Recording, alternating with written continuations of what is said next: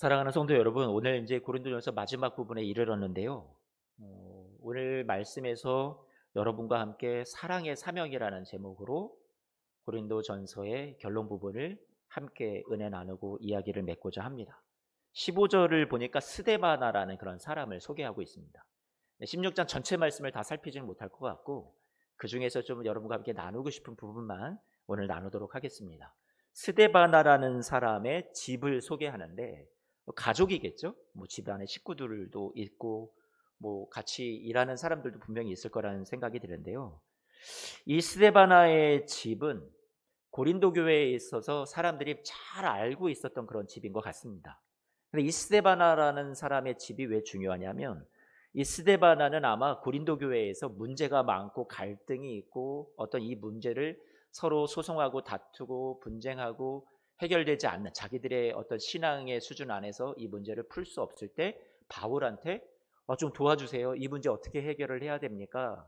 이 고린도전서 말씀 말고 고린도 교회 성도들이 바울한테 보낸 편지가 있었단 말이에요. 아마 그 편지를 스데바나가 가지고 바울에게 전달했으리라고 학자들은 그렇게 추정하고 있습니다. 그러니까 이 스데바나라는 사람의 위치는 어떤 축복의 통로죠. 다리 역할을 하고 좀 도움의 어떤 그 위치에 항상 있었던 사람이었던 것 같습니다. 그래서 이 고린도 교회 성도들에게 있어서 스데바나 이 집안 사람들은 너무나도 잘 알고 많은 성도들이 아마 좋아하는 그런 집안이었다라는 생각이 드는데요.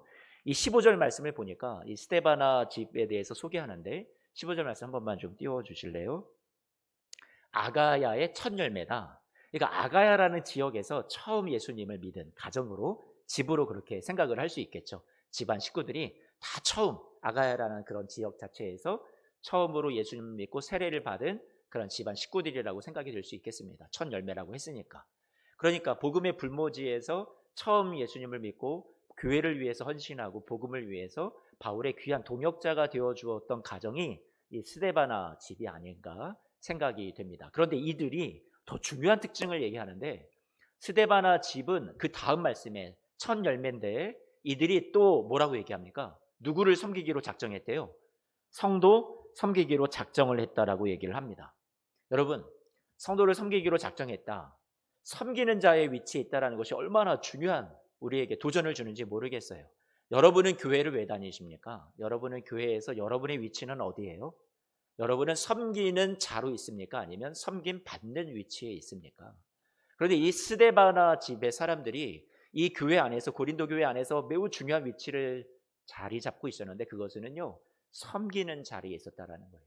여러분 이 섬긴다라는 단어는 디아코니아, 봉사, 여러분 일, 이런 사역 이런 의미를 갖고 있어요. 섬기기로 할 때 이 섬긴다라는 단어는 디아코니아라는 단어를 쓰는데 봉사라는 말이죠. 여기에서 나온 말이 어떤 단어가 있냐면 저와 여러분들이 교회에서 많이 직분자들에게 쓰는 집사라는 말을 여기 바로 봉사라는 디아코니아라는 단어에서 나왔습니다. 디아코노스, 집사 이런 말이죠.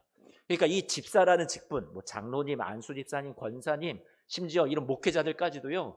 어떤 교회 안에서 어떤 높은 계급을 말하는 게 아니죠. 절대로 아니죠. 어느 위치에 있다라는 거예요. 주님이 이렇게 세우셨다라는 거, 직분을 주었다라는 것은요. 그래도 내가 뭐 장로가 되어서 내가 목사가 되어서 뭐 교회에서 높은 위치야 이게 아니라요. 가장 낮은 자리에 있다라는 거예요. 주님이 섬기는 위치에서 종이 되는 위치에 세우셨다라는 얘기죠. 그러니 저는 우리 교회 성도 여러분들이요. 집사님이라는 직분을 갖고 계신 분들은 항상 이 점을 명심했으면 좋겠습니다. 나는 낮은 자리에서 섬기는 위치에 하나님이 나를 불러 세워주신 거다. 여러분 어떤 직분을 갖고 있건 간에 가장 낮은 자리에 있다는 것을 여러분 꼭 잊지 마십시오. 목사로서 이렇게 식당 같은 데 가가지고 때로는 부담스러운 것은 원로 목사님이 오셨을 때는 이제 식사를 이렇게 차려주시잖아요. 저도 이제 같이 저도 은혜를 혜택을 받는데 원로 목사님 것도 같이 차려주시고 하니까. 근데 저를 위해서 뭔가 막 우선순위에 두고 뭐 먼저 식사를 하셔야 되고 다 차려놓은 거 가서 가만히 앉아서 먹는 거 엄청 불편합니다. 왜요? 물론 섬겨주시는 건 좋지만 목사라는 위치는요 가장 낮은 자리에 있어야 되는 게 맞기 때문에 그렇죠. 섬김을 받는 것보다 섬겨 드려야 되는 위치가 저는 직분이라고 생각이 됩니다. 오늘 말씀에 보니까 15절 말씀 다시 한 번만 볼게요. 그래서 이 스데바나 집사람들이요, 그것을 명심했던 거죠. 아, 우리는 섬기는 자로 하나님이 불러주셨구나. 그래서 성도를 어떻게 하기로 했다고요? 섬기기로 작정했다라고 얘기하고 있어요. 작정했다.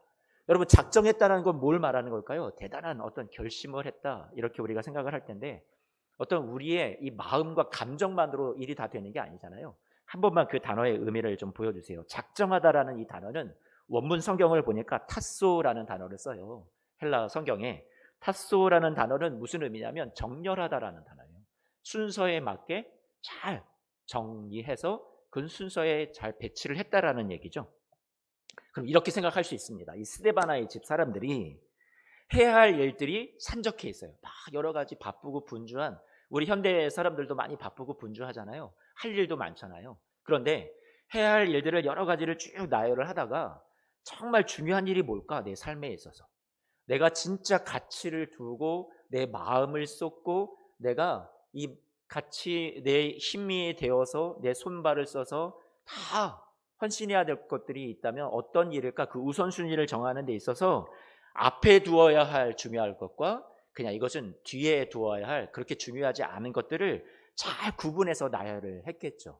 근데 이 스데바나 집 사람들이 타소라는 그 단어를 썼다라는 것은, 작정했다라는 것은요, 삶의 우선순위와 그들이 정말 중요하게 가치를 두는 것을 교회에서 자신이 사랑하고 섬겨야 될 성도들을 섬기기로 하는 데 있어서 최고로 가치를 두었다라는 거예요. 자신의 삶에 어떤 여러 가지 중요한 일들이 많이 있는데 그 삶의 중요한 우선순위의 많은 일들 중에서 최고의 가치를 어디다 두었다고요? 성도를 섬기는 데에 자신의 인생의 가치를 제일 우선순위에 두었다라는 얘기예요. 그게 지금 이 스데바나 집의 사람들의 삶이었다라는 말이죠. 성도 섬기기로 작정했다. 우선순위에 두었다. 성도를 섬긴다라는 것은요, 이 스데바나의 집 사람들은 그것을 위해서 발벗고 나섰고 다른 모든 일 뒤에 이것을 제쳐두지 않았습니다. 저는 이 모습이 예수님 믿는 사람에게 나타나는 자연스러운, 그리고 우리가 본받고 따라가야 할 삶의 자세요, 그리고 우리의 모습, 닮아야 될 모습이라고 생각이 됩니다. 여러분, 예수님을 왜 믿으세요? 여러분, 교회 다니면서 우리가 궁극적인 목적이 무엇이에요?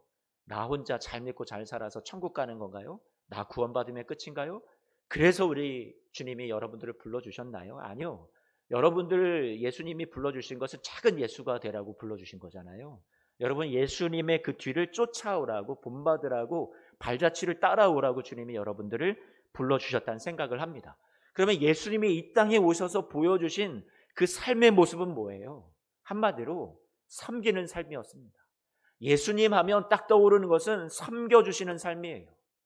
그래서 마가복음 10장 45절 말씀에 예수님이 이렇게 얘기하셨잖아요. 인자가 온 것은, 예수님이 인자가 왔다 하실 때 이 인자는 사람의 아들로 왔다. 여러분, 하나님으로서 왔다. 내가 신적인 권능을 내가 그대로 너희들한테 경배받으려고 왔다. 내가 높임 받으려고 왔다. 이렇게 오신 게 아니라 사람의 아들로 왔다. 가장 낮아진 모습으로요, 사람의 몸을 입고 이 세상에 오신 거죠. 인자로 왔어요.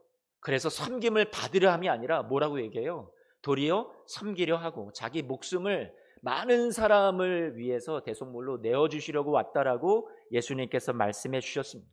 그러면서 예수님이 제자들한테, 제자들은 다 예수님을 따르는데 지금 저희처럼 교회를 다니는데, 한마디로 그렇게 표현할 수 있겠죠? 교회를 다니고 예수님을 믿는데 이 제자들의 모든 마음과 생각의 우선순위는 뭐냐면, 내가 어떻게 하면 으뜸이 될 수 있을까? 내가 어떻게 하면 높아질 수 있을까? 내가 어떻게 하면 저 좋은 자리 한 자리를 차지할 수 있을까? 상석에 앉을까? 이들 다 경쟁자들인데 이들보다 내가 더 예수님에게 인정받을 수 있을까? 그 생각만으로 예수님을 쫓아다녔단 말이죠. 삶의 우선순위에 대해서 그들이 아직 제대로 정립하지 않은 거죠. 그런데 예수님께서 이들에게 바로 그 윗절에 이렇게 얘기하셨었죠. 이 얘기를 하시기 직전에 제자들한테 이렇게 말씀하셨습니다. 43절, 44절 말씀인데요. 같이 한 번만 읽어보죠. 시작. 너희 중에는 그렇지 않을지니 너희 중에 누구든지 크고자 하는 자는 너희를 섬기는 자가 되고, 44절, 너희 중에 누구든지 으뜸이 되고자 하는 자는 모든 사람의 종이 되어야 하리라.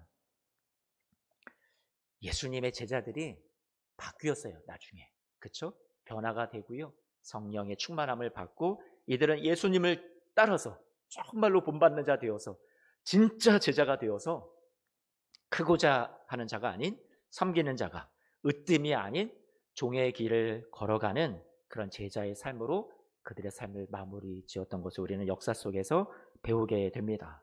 사랑하는 성도 여러분, 예수님을 믿는 우리가 예수님 믿는다라는 것이 여러분의 삶에 무엇으로 나타났으면 좋을까? 그것은요, 섬기는 것으로 나타났으면 좋겠어요.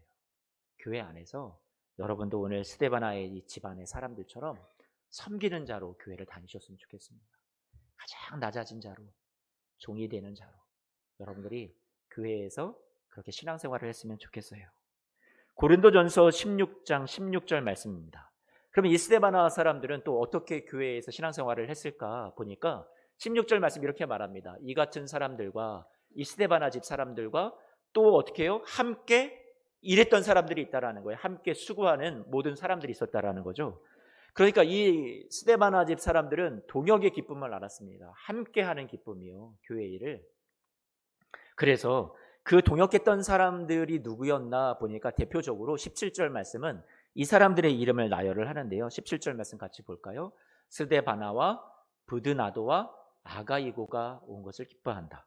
그래서 이들이 함께 성도를 섬기는, 고린도 교회를 섬기는 일에 같이 동역도 하고요. 그리고 여러분, 바울에게 지금 17절 말씀을 보니까 바울에게도 찾아온 거예요. 그래서 바울이 기쁘다고 얘기를 하고 있습니다. 여러분, 이렇게 동역이라는 것이 사도 바울에게 또 하나님의 일에 기쁨이 되고 동역이 되는 귀한 그런 사람들이 있었던 거죠. 여러분, 고린도 교회가 수많은 문제를 가지고 있었다는 것을 여러분 잘 알고 계시죠? 그렇죠? 분파 문제, 음행 문제, 우상에게 바쳐진 제사 음식을 먹느냐 마느냐로 누군가 먹는다 그러면 막 정죄하고, 저렇게 우상의 음식을 먹는다고, 제사 음식을 먹는다고, 또 누군가는 먹지 않은 그런 사람들이 저 복음의 지식이 없어서 먹지 못하고 무지한 거라고 그렇게 이야기를 하는 거죠. 먹지 않는 사람들이 가리켜서 저 무지한 사람들, 무시해버리는 말들을 그렇게 또 행하는 사람들이 또 있었습니다. 머리에 수건을 쓰느냐 마느냐의 문제로, 머리 길이 문제로 남들 신경 쓰지 않고 내 마음대로 자유를 방종하면서 그렇게 예배 가운데 왔던 사람들도 있었고요. 성도 간의 소송 문제가 있었고, 자신이 가진 은사가 최고다 자랑했던 사람들도 있었고, 성찬의 문제가 생겼는데 먼저 와서 일찌감치 자리 잡고 좋은 거 다 먹고 마시고 남겨두지 않은 음식으로 인해서 뒤늦게 오는 사람들이 성찬에 참여할 수 없었던 소외된 자들, 가난한 사람들의 문제도 이 교회가 하나 되지 못했던 많은 문제투성이었단 말이에요. 어디가요? 고린도 교회가. 말씀을 우리가 그동안 나누었던 것을 통해서 잘 알고 계시잖아요. 그런데 이 동역했던 스데바나와 부드나도와 아가이고, 이 사람들이 귀한 동역자들이 있어서 여러분 어떻게 되었다라고 얘기하냐면 17절 말씀을 같이 한번만 볼까요? 17절 다시 한번만 좀 띄워줘 보세요. 17절 말씀 보니까 그들이 너희의 부족한 것을 어떻게 했다고요? 채웠다라고 얘기합니다. 교회는 온전하지는 않아요. 지금도. 이때 당시 고린도 교회도 온전하지 않은 거고요. 지금 우리 예수소망교회도 완벽한 천국이 지금 당장 이루어지지는 않습니다. 좋으신 분들이 다니지만, 좋으신 분들이 다녀도 교회 안에는 여러 가지 부족함들이 분명히 드러나게 되어 있어요. 또 연약함이 있고요. 우리가 같이 채우고 우리가 같이 메꿔야 될 부분들이 분명히 있습니다. 그런데 이 교회가 문제는 많고 연약함 투성이의 교회였지만, 여러분 이 부분을 채워주는 하나님의 돕는 은혜의 손길들이 있었던 거죠. 그게 누구였어요? 이런 귀한 동역자들이 있었다라는 거예요. 그 부족함을 어떻게 해요? 채워주는 손길들이 있었다라는 겁니다. 저는 우리 예수소망교회에 이런 손길들이 많다고 생각이 돼요. 여러분들이 그 자리에 서 계셔주고 계셔서 너무 감사합니다. 교회의 필요는 무엇일까요? 그리고 그 필요한 자리에, 부족한 자리에 여러분은 그 필요를 채우는 자로 지금 교회에 나오고 계시는가요? 교회에 연약한 문제가 많았던 고린도 교회에 그래도 이 교회가 하나님의 은혜로 계속해서 서가고 성장할 수 있었던 것은 여러분 누구 때문이었을까요? 이 교회 안에 하나님의 은혜도 있지만 그 부족함을 채워주는 동역자들로 인해서, 사람들의 헌신과 섬김을 통해서 이 교회가 계속 이어져 갈 수 있었던 거죠. 저는 우리 교회 안에도 이러한 모습이 있었으면 좋겠어요. 여러분 이 스데바나 부드나도 아가이고 이 사람들이요 동역을 하면서 여러분 쉽지 않았겠죠. 교회의 부족함을 보충한다는 것이요, 여러 번 힘들고 꺾일 만한 상황이 있었겠죠. 하지만 이 교회를 돕고 보충하려는 그들의 헌신을 여러분 어떤 어려움도 절망도 여러분 위기도 시험도 꺾을 수가 없었어요. 이들이 하나님 앞에 작정했기 때문에 그렇죠. 그리고 지금 또 바울의 부족함을 돕기 위해서 에베소를 찾아왔어요. 바울을 찾아와서 돕고 싶어하는 섬기는 자로서 왔어요. 우리 가운데 스데바나 집 사람들처럼 성도를 섬기는 사람들이 많이 계셨으면 좋겠어요. 여러분은 섬기는 자로 계십니까? 아니면 여러분들은 교회의 부족한 부분들을 채우고 메꿔주는 구석구석 여러분들이 같이 돌보는 자로 여러분들이 교회에 나오고 계십니까? 우리에게는 사명이 있다고 생각이 돼요. 주님이 우리에게 이 교회에 출석하게 하신 것도 우리에게 사명을 주신 거라고 저는 생각을 합니다. 고린도전서 16장 18절 말씀 같이 한 번만 볼까요? 18절입니다. 시작. 그들이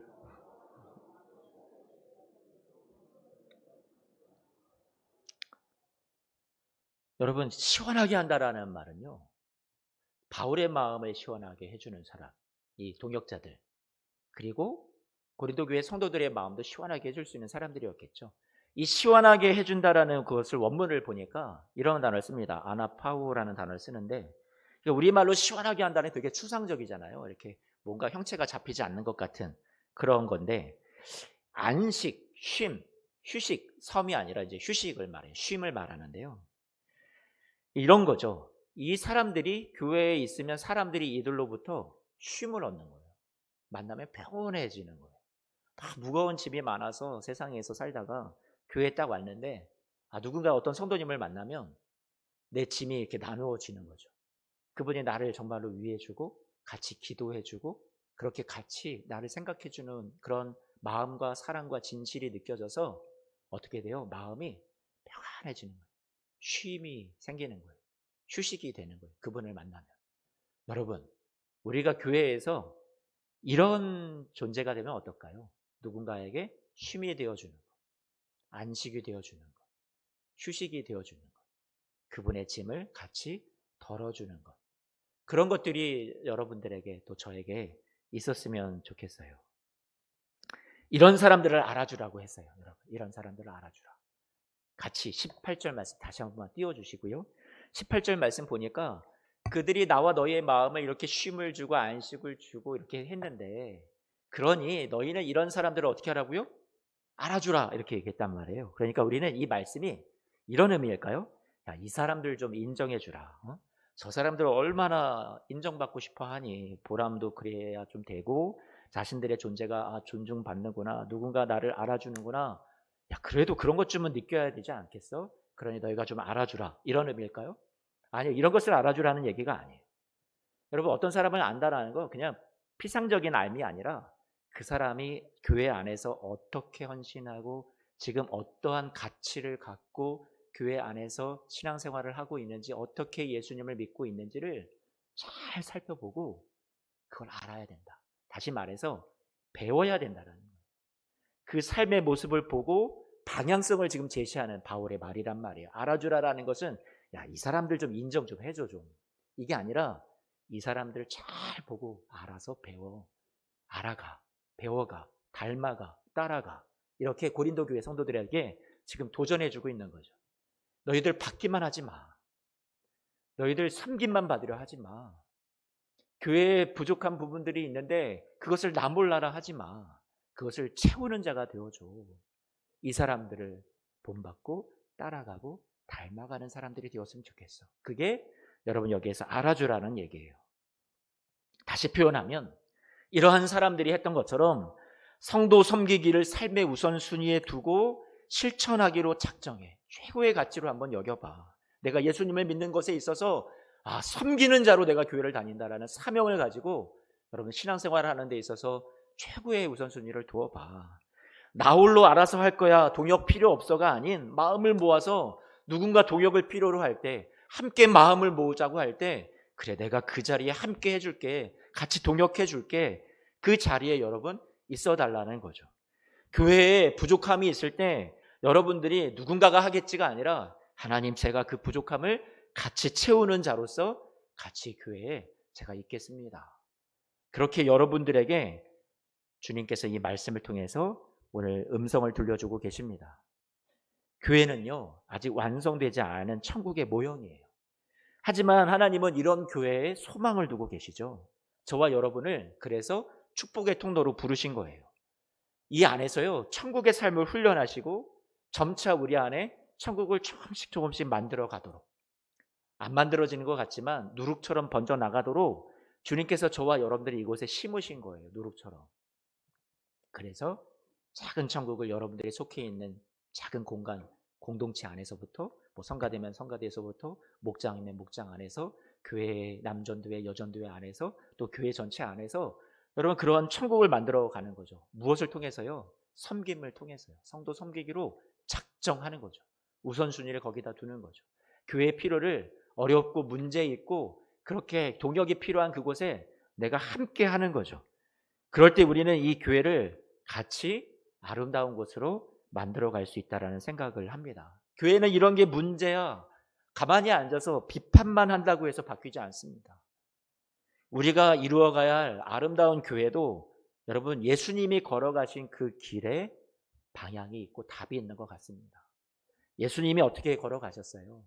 창조를 망쳐놓은 우리 인간들의 무지와 반항과 거부를 하나님이 돌려서 회복시키기 위해서 우리를 하나님의 자녀로, 하나님의 백성으로 다시금 만들어주시기 위해서 예수님이 십자가의 길을 걸으셨습니다. 우리와 같은 똑같은 열악한 조건 속에 예수님이 오셨어요. 더 나은 조건에서 예수님이 어떤 사역을 하시고 하나님 나라를 이 땅 가운데 이루시기 위해서 일하지 않으셨어요. 저희와 똑같은 열악한 조건 속에서 일하셨습니다. 죄가 있고 욕심이 있고 교만이 있고 고린도 교회의 문제보다 더 많은 문제들이 많이 있었겠죠. 안타깝고 울고 싶고 지치고 외롭고 대적도 많고 방해도 많고 그러한 포기하고 싶을 만한 조건 속에서 누구도 알아주지 않지만 예수님이요 오해와 배신과 비난을 거쳐 팔리고 채찍에 맞고 수치와 모욕을 당하고 그래도 십자가의 길을 끝까지 걸어가 우리를 위해서 대신 죽으시기까지 그 길을 걸어가 주심으로 우리가 망쳐놓은 걸 예수님이 다시 회복하시고 우리의 구원을 이루어 주셨단 말이에요. 하나님 나라를 이루어 가시는 시작을 하셨단 말이죠. 이제 우리에게 그 바통이 넘겨왔습니다. 이제 우리 차례라고 말씀하시는 거예요. 이제 저와 여러분들이 그 뒤를 따르라고 말씀하시는 거예요. 주님의 인도하심을 받아서 우리가 같은 교회를 지금 섬기게 되었습니다. 주님께서 저와 여러분들을 이 한 교회 안에 두셨다는 것은 여러분 문제 없는 교회여서가 아니라 문제도 있고 어려움도 있고 부족함도 있고 연약함도 있겠지만 여러분 나와 생각이 다르고 나와 성격이 다르고 여러 가지 우리 안에서 서로 갈등도 있을 수 있겠지만 하나님께서 이 교회 한 곳에 우리를 불러 모아주신 것은요, 여러분 여기에서 예수님이 걸어가신 그 길 쉽지는 않았지만 그 안에서 하나님 나라를 꽃 피우셨듯이 우리도 이 조건과 환경 속에서 이 교회 안에서 하나님 나라를 이루어 가라고 주님이 저와 여러분들을 불러주셨단 말이에요. 예수님이 교회를 세우기 위해서 자신을 희생하시고 섬기신 그 길을 생각하십시오. 보배로운 피를 흘리고 살을 찢어 오해와 박해 속에서 배신 속에서 자신의 생명을 다 내어주시는 섬김으로 세우신 교회라는 것을 여러분 꼭 기억하시기를 바랍니다. 이제 우리 차례예요. 우리도 예수님처럼 섬김으로 이 교회를 하나님 나라로 더 온전한 교회로 같이 만들어 가야 된다고 생각을 합니다. 오늘 본문을 거꾸로 올라가서 13절 말씀, 14절 말씀을 같이 보고 말씀을 마치고자 합니다. 13절 말씀입니다. 같이 한번 읽어볼까요? 시작. 교회 안에 일어날 수 있는 모든 어려움과 시험 앞에서 여러분 깨어서 잠들지 말고 믿음에 굳게 서서 넘어지지 말고 여러분 연약한 자들처럼 어린아이 신앙처럼 그렇게 우리가 유약하게 여러 가지 어떤 우리 교회 안에 문제들 속에서 넘어져서 힘들어요 포기하지 말고 남자답게 어떻게 하라고요? 강건한 신앙이 되라고 말씀하세요. 주님이 저와 여러분들을 막 지금 힘내라고, 용기 내라고, 넌 용감한 사람이라고, 남자다운 교회라고 저와 여러분들을 막 일깨우시는 그런 말씀이죠. 여러분, 믿음으로 굳게 서서 남자답게 용기 내서 강건하게 여러분 일어서시기를.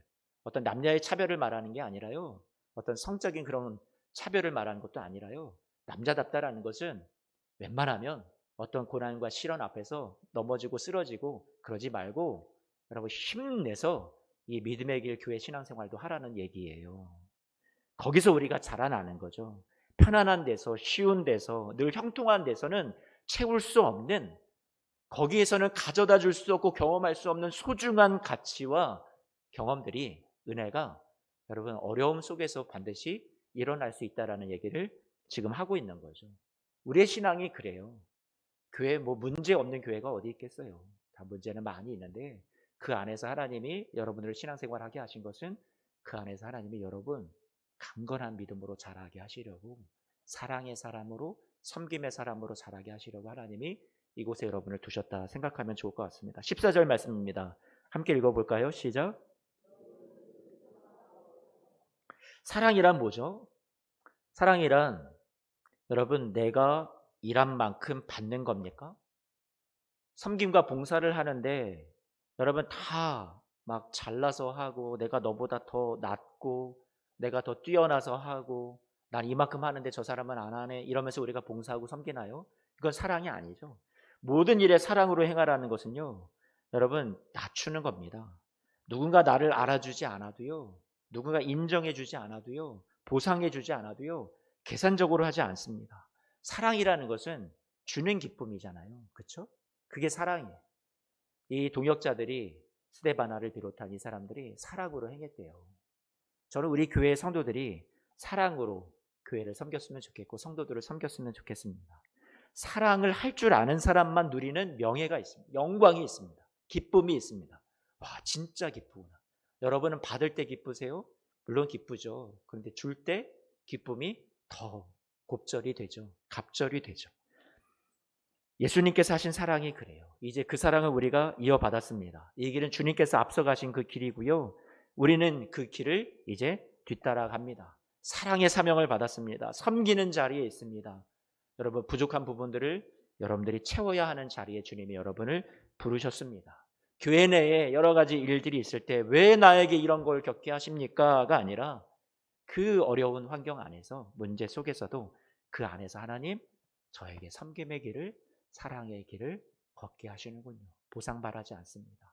예수님 걸어가신 그 길 생각하면서 저도 이 길을 걸어가겠습니다 하고 그 길을 걸어가서 이 고린도의 그 못난 교회 안에 위대한 사랑장이라는 고린도전서 13장에 너무나도 보석 같은 말씀이 꽃 피어난 것처럼 오늘 저와 여러분들의 이 십자가의 길, 섬김의 길, 사랑의 사명을 통해서 여러분 우리 예수소망교회 안에 여러분 위대한 사랑의 열매들이, 꽃이 피어나시는 우리 교회 꼭 되시기를 축복합니다.